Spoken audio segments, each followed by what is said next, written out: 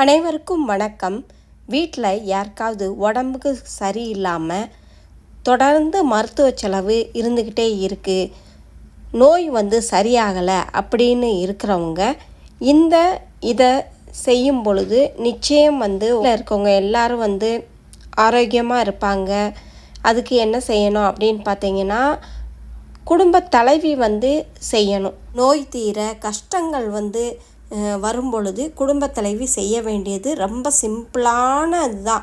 இதை எல்லாருமே செஞ்சிங்கன்னா உங்களுக்கு பிரச்சனைகள் ஆகலாம். வெள்ளிக்கிழமை காலையில் குளித்து முடிச்சுட்டு உங்கள் வீட்டில் பூஜையெல்லாம் செஞ்சுட்டு விளக்கேற்றி வச்சுட்டு அதுக்கப்புறம் காலையில் 10 மணிலேருந்து 11 மணி போல் உப்பு வாங்குங்க. அந்த உப்பை நேராக உங்கள் வீட்டு பக்கத்தில் இருக்கிற பெருமாள் கோயிலுக்கு கொண்டுட்டு போங்க. பெருமாளுடைய காலடியில் உப்பு பாக்கெட்டை வச்சு ஓம் நமோ நாராயணா நமக அப்படின்ற மந்திரத்தை 9 முறை சொல்லணும். அங்கே இருக்கிற சுவாமியெல்லாம் வழிபட்டுட்டு திருப்பி அந்த உப்பை வீட்டுக்கு எடுத்துகிட்டு பூஜை அறையில் வச்சுருங்க. தினமும் சமையலுக்கு பயன்படுத்தும் உப்போட இந்த பூஜை அறையில் வைத்த உப்பை எடுத்து கலந்து சாப்பாட்டில் சேர்த்துருங்க.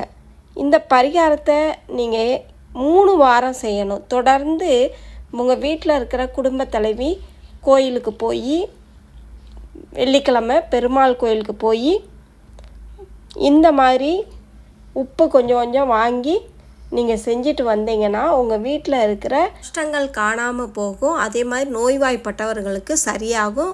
உங்களுடைய பணம் விரயமாகாமல் இருக்கும். இந்த பதிவு உங்களுக்கு மிகவும் பயனுள்ளதாக இருந்திருக்கும் அப்படின்னு நம்புகிறேன். லைக் கொடுத்துருங்க, உங்கள் ஃப்ரெண்ட்ஸுங்களுக்கும் ஷேர் பண்ணுங்கள். இது போன்ற ஆன்மீக தகவல் தெரிஞ்சுக்கிறதுக்கு நம்ம சேனலை மறக்காமல் சப்ஸ்கிரைப் பண்ணி வச்சுக்கோங்க.